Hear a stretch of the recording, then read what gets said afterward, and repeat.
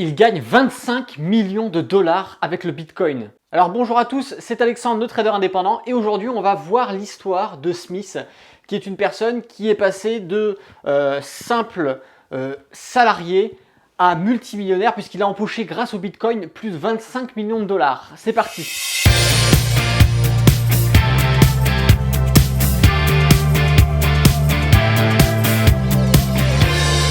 Alors il est devenu multimillionnaire, maintenant il voyage toujours en première classe, il a pu faire le tour du monde, d'ailleurs il voyage toujours aux quatre coins du monde, dans des hôtels 5 étoiles forcément, puisque maintenant il a les moyens, et surtout depuis qu'il a gagné son pactole, il ne cuisine presque plus. Du coup c'est ce que nous dit Smith dans son interview, Smith étant son nom d'emprunt puisqu'il préfère rester anonyme.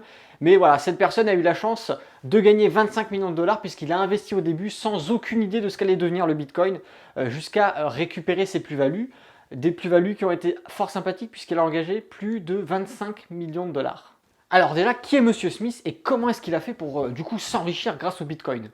Alors c'est en 2010, après avoir quitté l'université pour devenir ingénieur dans une entreprise de la Silicon Valley, qu'il entend, par l'intermédiaire d'un de ses amis, parler de l'existence du Bitcoin tout simplement. Après quelques recherches sur internet, il a remarqué qu'effectivement cette monnaie virtuelle commençait déjà à faire des performances qui étaient fort sympathiques, du 75%, du 100% en quelques jours. Bon voilà, c'est quelque chose qui n'est pas forcément ordinaire, qu'on ne voit pas tous les jours sur les marchés financiers. Mais voilà, il remarque les performances, mais il s'en intéresse pas plus parce que pour l'instant, bon, c'est pas forcément quelque chose de très sûr. Alors comme je vous l'ai dit, Smith, c'est son nom d'emprunt puisque cette personne souhaite rester anonyme, et c'est le nom qu'il a utilisé lors de son interview avec un des rédacteurs du grand journal Forbes. C'est en octobre 2010, quelques mois après donc, qui décide d'investir 3000 dollars dans cette monnaie, tout simplement par curiosité, et puis bon, mais pourquoi pas faire une petite plus-value qui va être plus intéressante que les placements bancaires. À ce moment-là, le Bitcoin valait 15 centimes de dollars. Donc il en a eu pour à peu près 20 000 bitcoins. Et il va laisser comme ça fructifier son investissement en regardant une fois par mois, une fois tous les 2 mois où est-ce que ça en est. Et voilà, on laisse faire proliférer ses intérêts. Nous sommes maintenant 3 ans plus tard. Smith est maintenant ingénieur et il a presque oublié qu'il avait investi 3000 dollars. Donc ça fait 3 ans que le Bitcoin fait ses performances et que Smith a laissé du coup ses 3000 dollars fructifier. Ces 20 000 Bitcoins ont pris de la valeur. Le temps passe, il a presque déjà oublié qu'il avait en sa possession 20 000 Bitcoins. Mais d'un coup, le Bitcoin fait parler de lui. Les journaux commencent à s'intéresser, la télé en parle, et c'est à ce moment-là qu'il décide de regarder où en est son investissement. Il se rend compte que maintenant la valeur d'un Bitcoin est passée de 15 centimes à 350 dollars. Alors là, c'est fou. À ce moment-là, il décide de revendre une petite partie de son investissement, pas la totalité, parce que il se dit peut-être que ça peut continuer de grimper. Et puis sur ces 20 000, il va en revendre 2000 pour déjà récupérer son investissement initial et puis faire proliférer le reste de ses intérêts. Quelques jours plus tard, la valeur explose à 800 dollars le Bitcoin. Alors là, c'est la folie. Il décide là encore d'en revendre. Il va en revendre 2000. En tout, là, sur cette semaine, entre la revente à 350 dollars et la revente à 800 dollars, il aura récupéré un total de 2 300 000 dollars. C'est un peu la folie.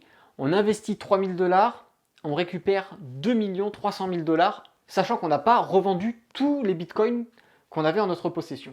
Alors, après avoir récupéré ce premier pactole, la première des choses qu'il va faire, c'est tout simplement quitter son boulot et partir voyager. Voilà, c'est ce qu'il a fait directement. Il a plaqué son patron, il a pris l'avion, hop, et il est parti visiter les 4 coins du monde. Mais alors aujourd'hui, le total de ces 20 000 bitcoins, qu'est-ce qu'ils sont devenus? En réalité, il a continué tout simplement à revendre petit à petit sur la progression haussière du bitcoin quelques petits morceaux. 500 par là, 1000 par là, 2000 par là, 3000 par là, tout en profitant de la hausse. Donc c'est une façon qui est très ingénieuse parce que ça lui permet de commencer à récupérer ses bénéfices tout en laissant le reste du pactole proliférer et prendre en plus-value. Alors aujourd'hui, il a déjà récupéré plus de 25 millions de dollars et il lui reste encore en sa possession 1000 bitcoins. Alors d'après ses dires, il aimerait les revendre quand le bitcoin atteindra une valeur de 150 000 dollars, soit 1 million de fois la valeur de son investissement initial. Alors le cas de Smith est très intéressant ici puisqu'on peut voir qu'il a appliqué une technique qui est sécurisée, qui lui permet de récupérer des plus-values sans vendre la totalité de son portefeuille. On appelle ça la technique de la revente progressive ou de la clôture progressive de position. Ça permet sur une hausse ou sur une baisse en fonction du type d'investissement qu'on aura fait, si on a fait un investissement à la hausse ou à la baisse, de commencer à récupérer ses plus-values tout en conservant encore sa position d'ouverte. Alors il faut savoir que Smith n'est pas le seul, il y a plein d'autres personnes qui profitent encore aujourd'hui des performances des crypto-monnaies. Il n'y a pas que le Bitcoin, hein, on va retrouver l'Ethereum, le Dash, il y en a plein d'autres, il y en a même qui ouvrent toutes les semaines. Et effectivement, on retrouve des performances assez sympathiques.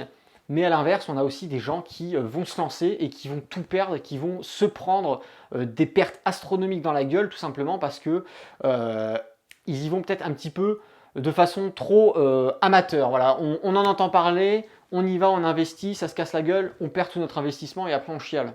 Alors bien que les crypto-monnaies aujourd'hui soient devenues populaires, il faut comprendre quand même que le fonctionnement est assez similaire au fonctionnement de la bourse, au fonctionnement du forex plus particulièrement, puisqu'il va falloir là aussi appliquer des techniques d'analyse d'outils, d'indicateurs, d'analyse technique, chartiste, pour pouvoir comprendre l'évolution future de ces valeurs et l'analyse fondamentale qui elle aussi est très importante et à ne pas négliger surtout sur les crypto-monnaies. Pourquoi est-ce que l'analyse fondamentale est très importante sur les crypto-monnaies? Tout simplement parce que il y a tellement d'amateurs qui se lancent et qui ne connaissent pas forcément les bases de l'analyse technique. Donc pour savoir quand investir et quand revendre, ils vont tout simplement se baser sur les phénomènes médiatiques. Alors si vous souhaitez en savoir plus sur l'investissement en bourse, sur l'investissement sur le forex, sur le crypto-monnaie, il faut déjà connaître les bases fondamentales en bourse. Et moi, c'est ce que je vous propose.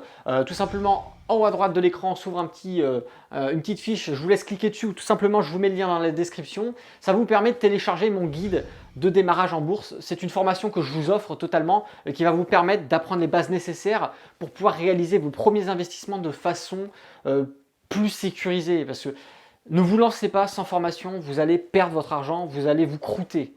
Ou alors, si jamais vous avez la chance de gagner, ça ne va pas durer longtemps, je vous le rassure. La bourse, c'est pas si compliqué que ça à apprendre, mais il faut faire quand même l'effort d'apprendre les connaissances qui vont vous permettre de maximiser vos chances de faire des gains sur les marchés. Et vous, est-ce que vous investissez sur le Bitcoin ou peut-être sur d'autres crypto-monnaies? J'aimerais le savoir. Dites-moi en commentaire sur quoi est-ce que vous investissez en ce moment et quel est votre ressenti sur l'avenir des crypto-monnaies. Est-ce que c'est quelque chose qui va perdurer? Est-ce que c'est quelque chose qui va se transformer?